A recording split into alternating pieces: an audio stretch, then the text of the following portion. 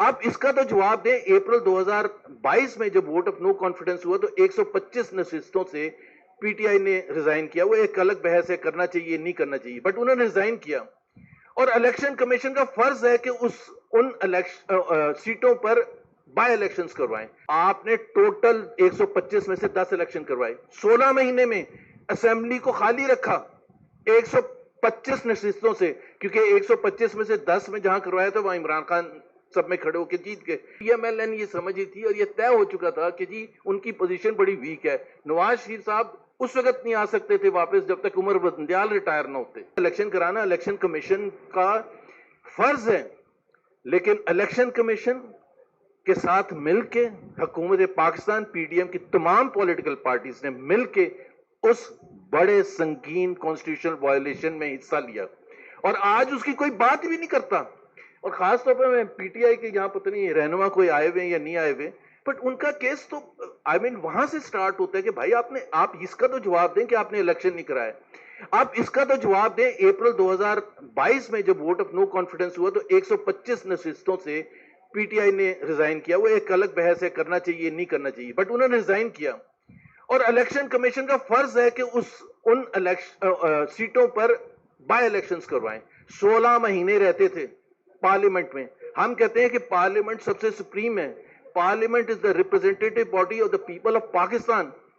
आपने टोटल 125 में से 10 इलेक्शन करवाए, 16 महीने में असेंबली को खाली रखा 125 नशिस्तों से, क्योंकि 125 में से 10 में जहां करवाया था वहां इमरान खान सब में खड़े होकर जीत गए, सिवाय एक मुल्तान के जहां मेरा ख्याल शाह महमूद की बेटी लड़ी थी, वो हार गई थी।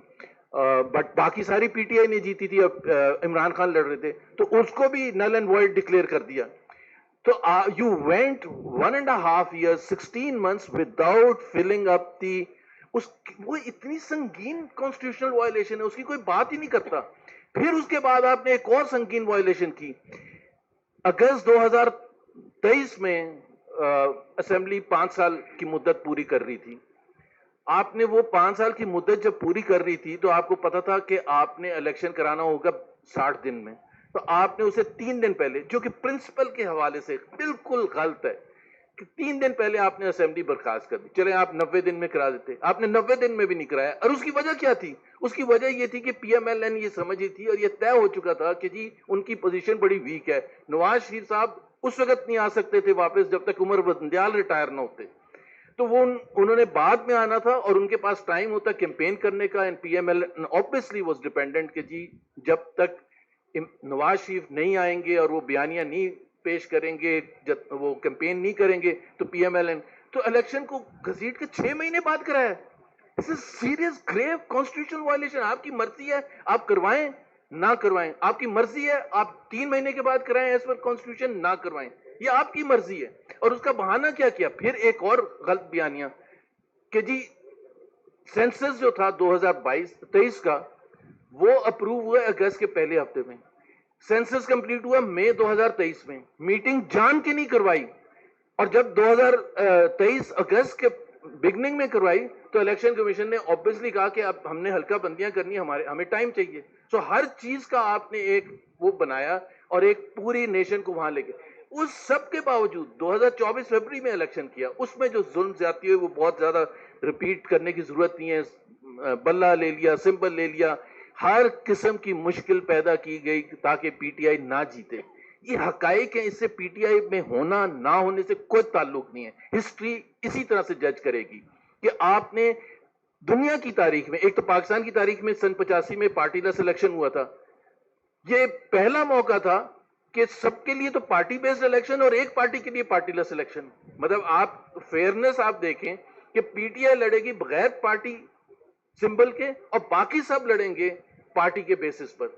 और फिर वो जो सेनेट का इलेक्शन हुआ था 2018 में, उस वक्त भी तो साकिब निसार ने, भाई अगर साकिब निसार ने ज्यादती की थी तो उसका मतलब ये नहीं कि आप यहां इतने बड़े पैमाने पर, वो सेनेट इलेक्शन था, ये नेशनल असेंबली और प्रोविंशियल असेंबली इलेक्शन थे। यहां आपके आइन का जो बुनियादी नुक्ता, Pakistan will be govern by the true representatives of the people of Pakistan. क्या 2024 की असेंबली ट्रू रिप्रेजेंटेटिव्स है? अगर तो इसका जवाब ना में है तो इसका मतलब है इसको एक्सेप्ट नहीं करना चाहिए। یہ کہنا کہ جی پریگمیٹزم، پریکٹیکل پالیٹکس، بہت سے ہمارے ٹی وی اینکرز وغیرہ بھی ایسی بات کرتے ہیں کہ دیکھیں یہ رائٹ اور رانگ کی بات نہیں ہوتی، بات یہ ہے کہ حقیقت کیا ہے. ایوب خان بھی حقیقت تھا. آج کون بیٹھ کے اس کے ڈیفینڈ کرتا ہے؟ کوئی ڈیفینڈ کرنے والا نہیں ہے. آج ضیاء الحق کو کون ڈیفینڈ کرتا ہے؟ کوئی ڈیفینڈ. وہ پچھلی باتیں چھوڑ دیں، جنرل باجوہ کو کون ڈیفینڈ کرتا ہے؟ ایکسٹینشن دی تھی جس میں ساری پولیٹیکل پارٹیز بشمول P T I, P M L N, M Q M, P P P سارے شامل تھے. 330 ممبرز نے اٹھ کے ووٹ دیا کہ باجوہ صاحب کو ایکسٹینشن دے رہے ہیں. اس 330 میں سے، اور میرے پاس اینکرز بھی حضرات ہیں، کوئی ایک کو بلا لیں اس 330 میں سے کہ آج دفاع کریں اپنے ایکشن کا، تو وہ یہ نہیں کہیں گے کہ آج نہیں کہیں گے کہ پاکستان کی سیکورٹی سچویشن خراب ہے اس لیے ہم نے ایکسٹینشن دیا جو اس وقت کہتے تھے. آج وہ یہ مانیں گے کہ انہیں ڈر کے اور خوف میں آ کے ووٹ دیا تھا، because that was the only reason. ایک وقت تھا جب مشرف صاحب الیکشن لڑنے جا رہے تھے اور انہوں نے کہا تھا وردی میں لڑیں گے، اور ہمارے بہت سے پولیٹیشنز جو کہہ رہے تھے ہم 10 دفعہ وردی میں الیکٹ کریں گے. سو یہ جو خوف ہوتا ہے یہ وقت کے ساتھ گزر جاتا ہے، پھر پیچھے مڑ کے آپ دیکھتے ہیں تو اس میں کسی کا نقصان نہیں ہوتا، سب کے لیے فائدہ ہوتا. آج جو بیٹھے ہیں سارے حکمران جماعتوں والے بڑے مزے کر رہے ہیں، ان کے لیے تو کوئی پرابلم نہیں ہے، ان کے لیے تو پاکستان سب سے حسین کنٹری ہے، سب سے اچھی کنٹری ہے.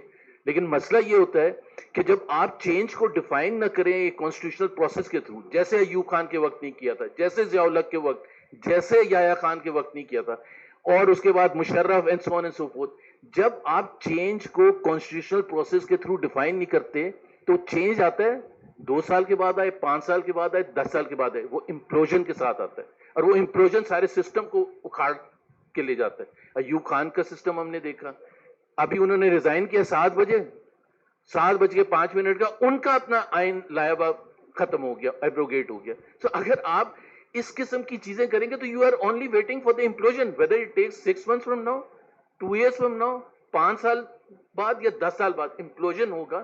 اور اس سے صرف جس کو نقصان ہوگا ایک ہی اسٹیک ہولڈر کو، وہ پاکستان کے عوام ہیں، کیونکہ جو 26ویں امینڈمنٹ ہوئی ہے 27ویں امینڈمنٹ سے ٹھیک ہوگا. جیسے 18ویں امینڈمنٹ کی تھی، 17ویں امینڈمنٹ مشرف کی لائی گئی تھی اس کو ٹھیک کرنے کے لیے، جیسے 8th امینڈمنٹ کو لائی گئی تھی ضیاء الحق کے جو کانسٹیٹیوشنل چینجز تھے اس کو ٹھیک کرنے کے لیے.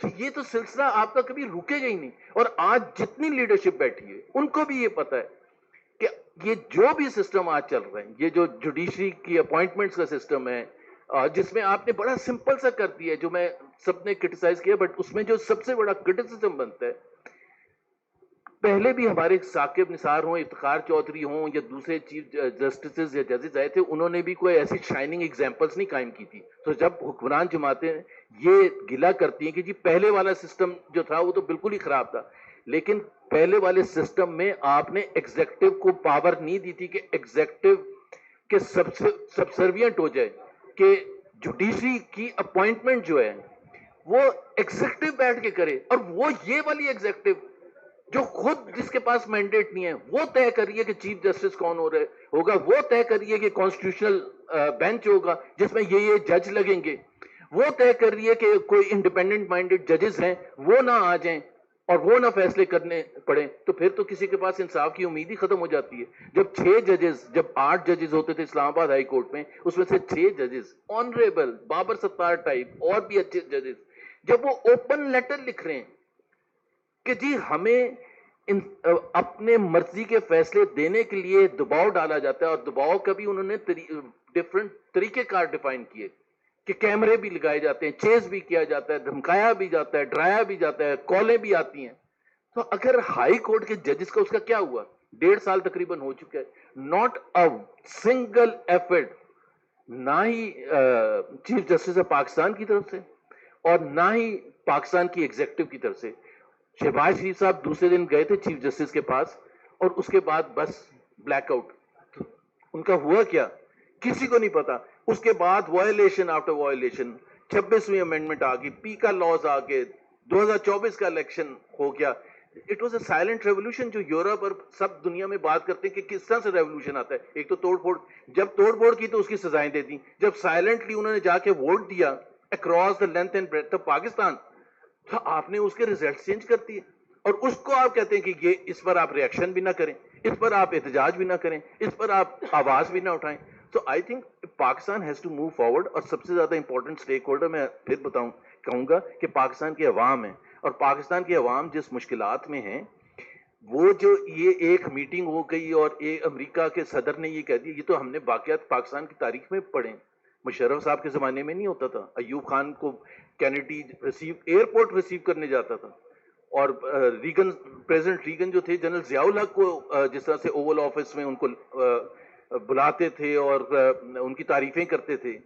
اور جنرل جب مشرف تھے تو ٹونی بلیئر جو برٹش پرائم منسٹر تھے, اور جو پریزیڈنٹ بش, اور تیسرے بڑے اہم لیڈر مشرف صاحب تھے.